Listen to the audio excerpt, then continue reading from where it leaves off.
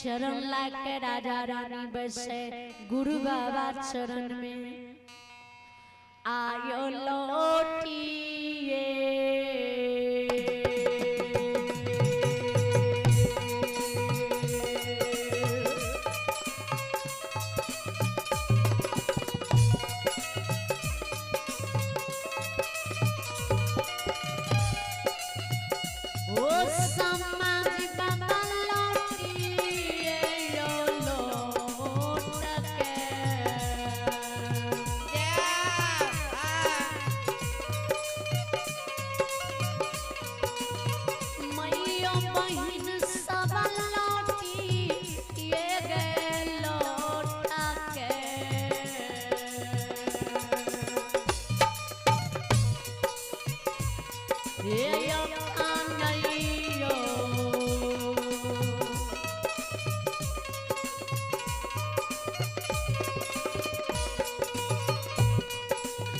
राजा रानी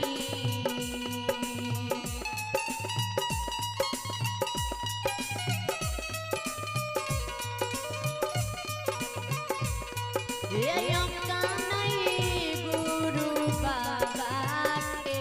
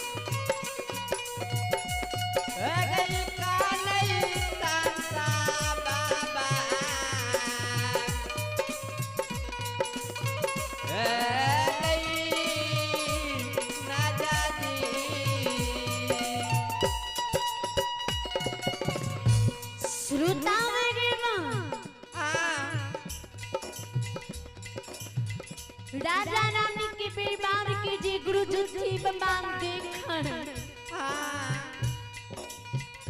गुरु जुत्थी बमान के राजा किया ना चरण में बैस के कहै छियै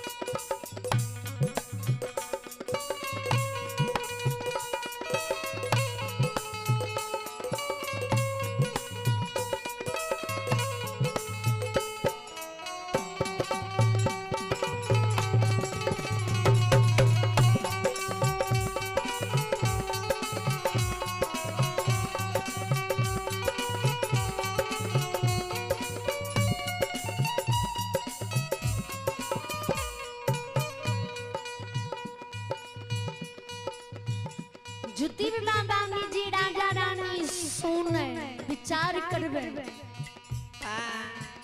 हे आड़ा पट्टी की बाबू मैया माँ हम ध्यान देवे गौर करवे। उस समय में राजा रानी अपन सारे दुख दर्द की कहानी भूल जाए। राजा रानी का गुरु बाबा की दुख की याद आवे। राजा रानी जुद्दी बाबा के दिल की दुख के कुशल पूछे। हे गुरु बाबा यहाँ कि भगवान कंचन काया तोड़ के कोर पुष्ट बनेने रहे। बिना अन्न बिना जल के बिना नींद बिना नारी के चिन्हाल लोग अनचीन के वह दुर्गति शरीर पर गुरु बाबा के भगवान 12 वर्ष के दिल लिखने रहे। 12 वर्ष की कौल लाके गुरु बाबा यहाँ के दिल्ली गलिए। 1-2 दिन ने 1-2 महीना ने 1-2 वर्ष ने ए गुरु बाबा बिना अन्न जल की दिल्ली में आए कोना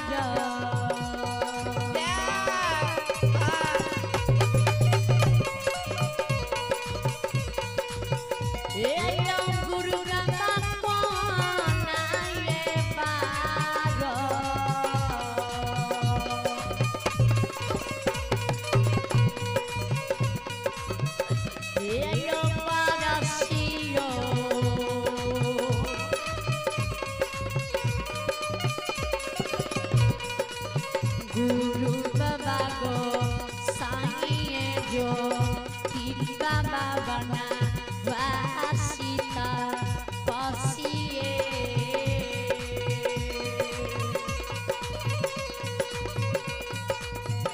ये गंगा गलिए के दुली बना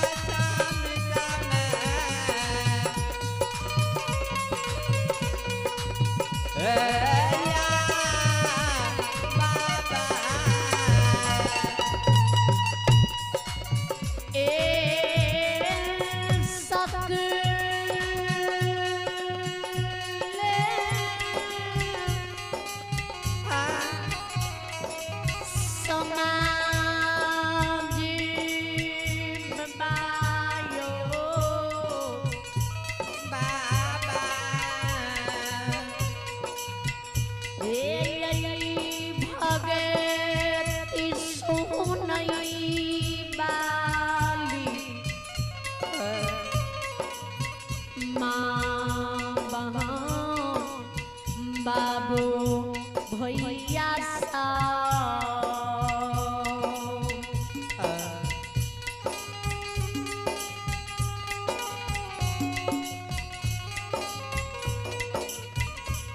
जुती बता के राजा के गुरु बाबा के नाम के दिल्ली में 12 वर्ष बिना आउन जल की गमलिए ए या यहाँ के दिल्ली की कुशल गुरु बाबा यहाँ हमारे अछमित में सुना दिया जुती बाबा राजा बाबा सोने आंख से आंसू गिरे के लीला धारी एन दुख राजा के अछमित में पड़ल छै से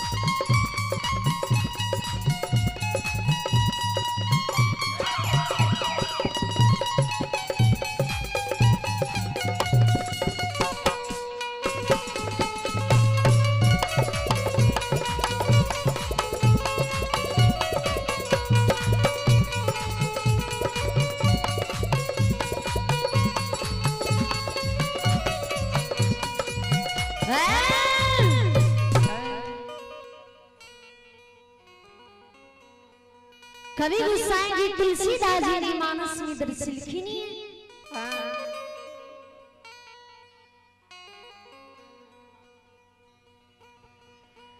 कार में प्रधान विषि करो राखा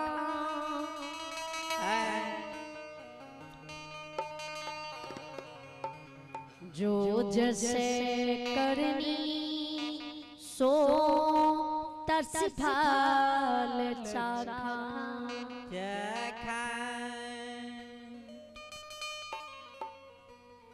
कर्म के अनुसार मानव की दुनिया में फल मिल रही है जिसने कर्म करी है परमात्मा वही मानव की कर्म की फल रही है जुत्ती बाबा चंद्रबली राजा के यहाँ कदली की कुशल सुनवे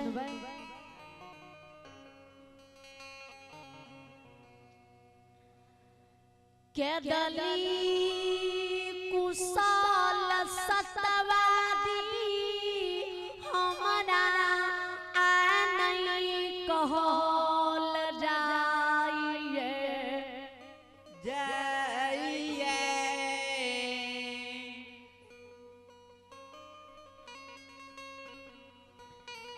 बरबर कष्ट बरबर दुख खैर राजा कदली में बितैया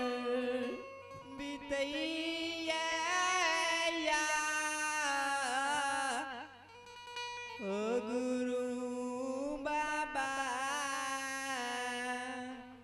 हे हो राजा हे हो जब माघ मास के समय में माघ मास के समय में जी पल्ला कदली में गिरे नहीं कोढ़िया काया शरीर में जी ठंड लागे ने पूर्वा पछिया के हवा लागे ने ते एक शरीर में राजा चमड़ी नहीं रहे शरीर के चमड़ी राजा सीध के जमीन पर गिर गेल रहे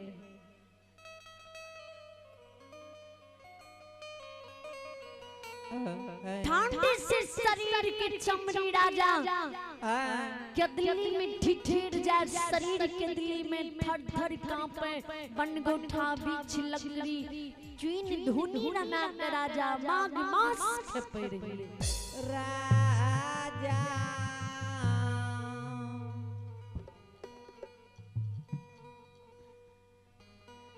है जब चैत बैसाख की धूप मतो ना रौद लागे सूर्य भगवान उदय हुए, धूप जिस शरीर में लागे राजा शरीर की चमड़ी सीज सीज के कदरी में जमीन पर गिरे। राजा यही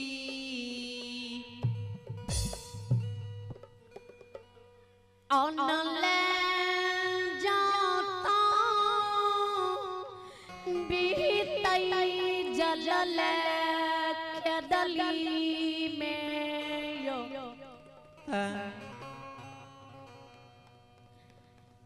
अतमा हमार व्याकुल होई छन छन प्राण उड़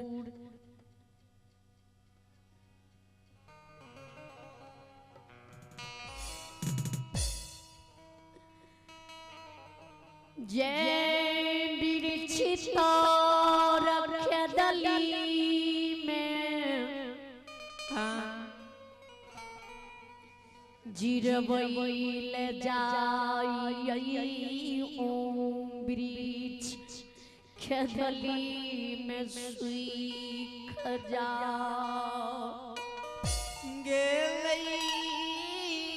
गेलैया सरता भगवान। जब सावन के समय में भादो मास के समय में तड़का तड़के बिजली छिटके मूसलाधार वर्षा के दिल्ली में बरसे आंधी तूफान बिहार बहे।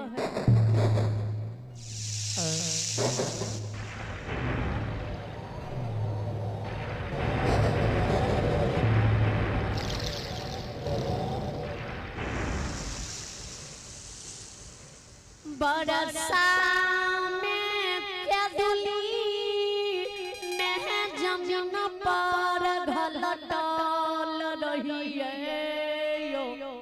रहिया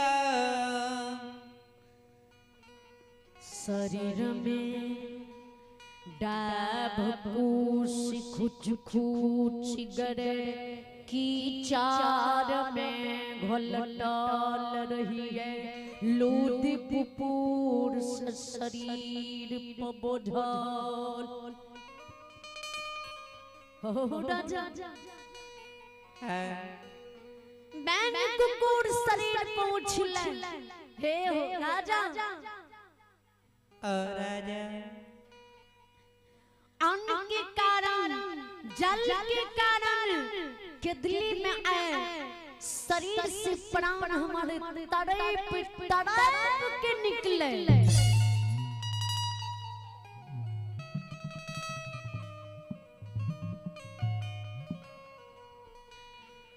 प्राण के दिल्ली में हमारा छिट गई के दिल्ली जंगल में जमीन पर कोढ़िया काया शरीर मिट्टी में मिल गले शरीर पर डाब कुछ राजा खेदली में जाम लाल ललकैयौ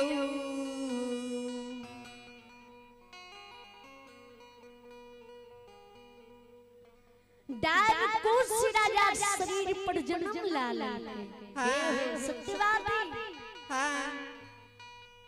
बड़े बड़े दुख खड़ के बड़े बड़े कष्ट काट के दिवरा भीड़ बन के राजा 12 वर्ष भगवान की तब के दिल्ली में लिए 12 वर्ष गमे आज के दिल्ली के दुख भोग के लौटलिया या राजा तोरा द्वारा छित नगरी अलिया हे हो सत्यवादी आये या पानो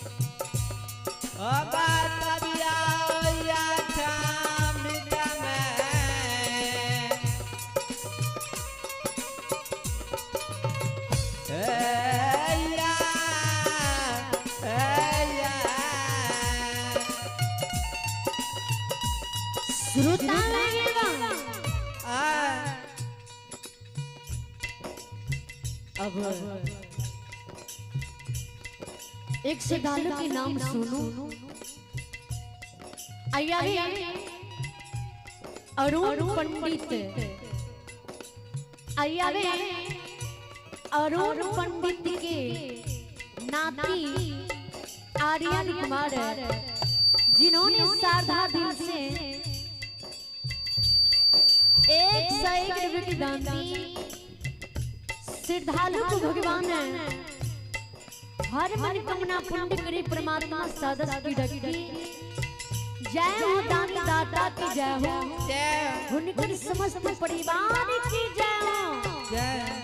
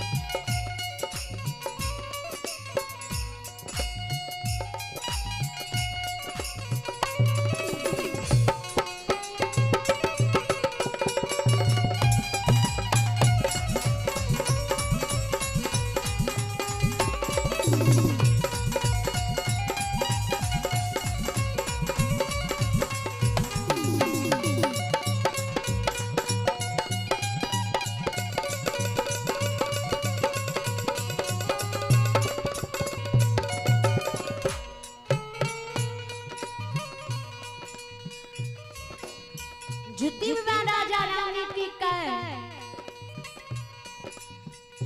या यहाँ अपन कुशल सुनाबू सुनाबू जी कोना आयो या छित में खाए खेपे रही कोनो दिन गुजर काटे रही यहाँ के जी राजा हम झूठी बच्चन जाकर अछमित से कदली गलिए ओ बच्चन राजा अहाँ के अछमित में पूरा भेल की झूठ भागे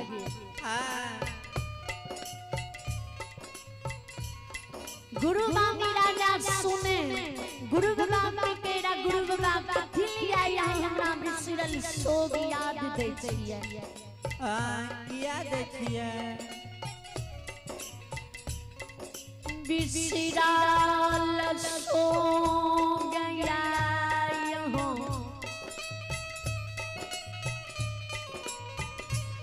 हमरा याद नहीं दियो ज्योति बाबा कह राजा हमर बचन तोरा झूठ भागलो हमर बचन दया तोरा सच्चाई नहीं भेलो राजा ए गुरु बाबा हम बचन हमरा झूठ नहीं भेल अहाँ के बचन गुरु बाबा हमरा अछमित में सच्चाई भेल रानीगढ़ से अछमित नगरी में गुरु बाबा 9 महीना 10 दिन पर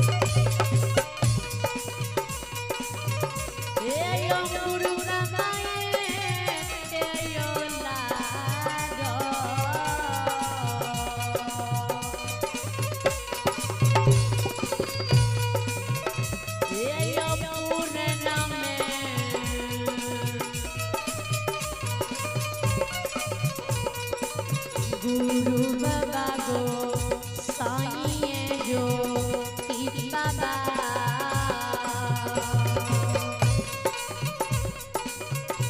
ए यो पांच पुत्र लेला तोइने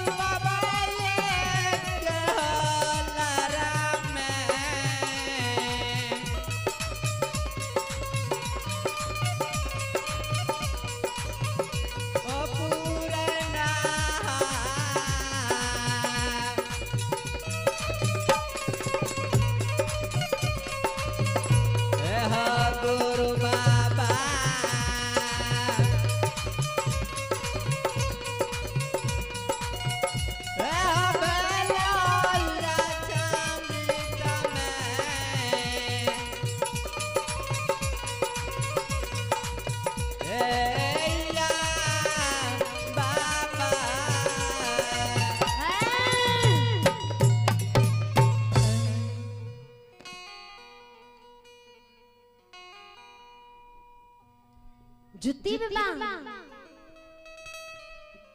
के राजा के 5 बेटा जी जन्म लेलके। पांचों बेटा की खुशी में बहुत कुछ लुटलिए। भाती पमरिया ले नाच लगे गल के बदल पे। भाती पमरिया अक्षमित में आहा के नेतल खसी खुशियां ना दान मांगे। आहा के नेतल खसी खुशियां ना दान जो पमरिया करने दलिए। पमरिया हमरा श्राप दाता अक्षमित से चल गेले।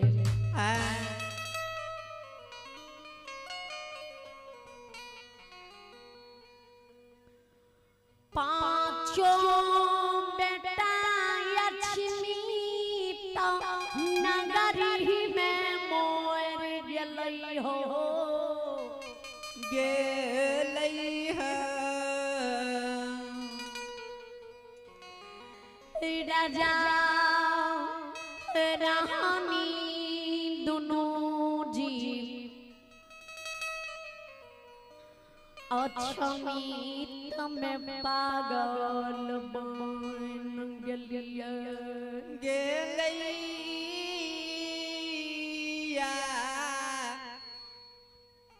सुरता भगवान। जब यहाँ के 6 बार सिकदली बन में पूरी गेली।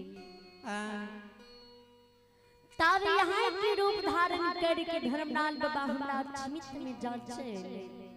कल कही हो सत्यवादी ये हो 12 वर्ष की कौल पूरी के राजा के दिल से हम 6 बरस में घुर गेलिया। हमर नेतल खसी राजा अक्षमित नगरी में हमरा सुसार दाद हो।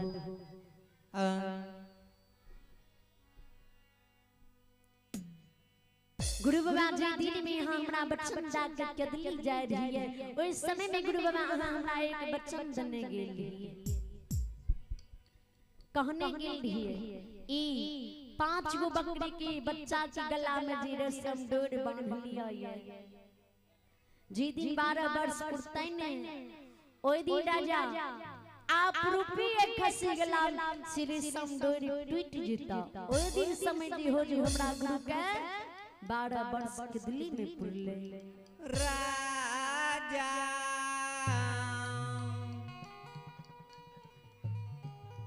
जम खसी गला रे समडोरी नहीं टूटता। ओई दिन समय जी हो जी आ हमरा गुरु के 12 वर्ष नहीं पुरले।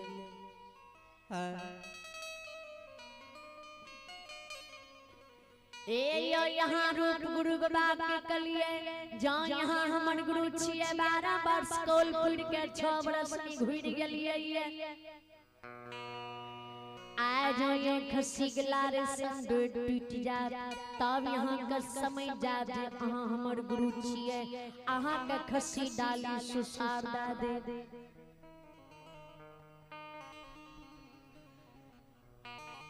जो खसी गला रे सिंदूर नहीं टूटा। कितनो यहाँ कब हमर गुरु छी हम यहाँ का अपन गुरु नहीं मानो।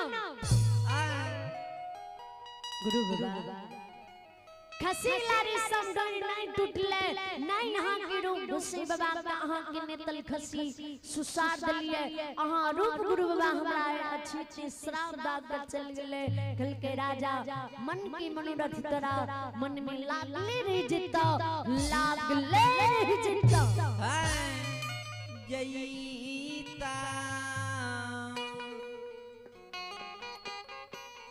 ज्योति बाबा हे हो सत्यवादी 5 बेटा जी तोरा छिमित में मर गेल रह। हुई मरल 5 बेटा के आग में जलल हो कि गंगा नदी में भसाइल हो कि ये अक्षमित नगरी में मरघट में जाकर राजा खाए बिखुल कर दफना दे।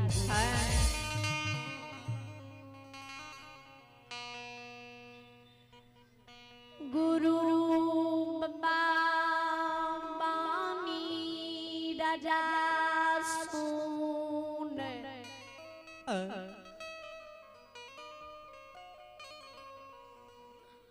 आँख से आंसू गिरई कहे हे हो खेदली के राज ए या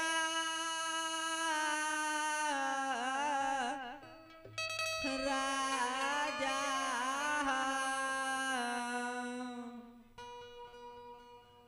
हे हो खेदली के बनवासी गुरु बाबा ने मरल बेटा आग में जार लियई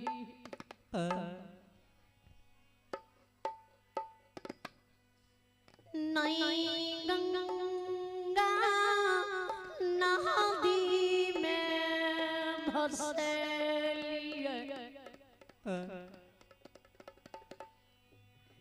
ने मरघट में जाके खादी कुइन के दफन लियई राजा मोरा लटका के हिया छमी तो नगरी में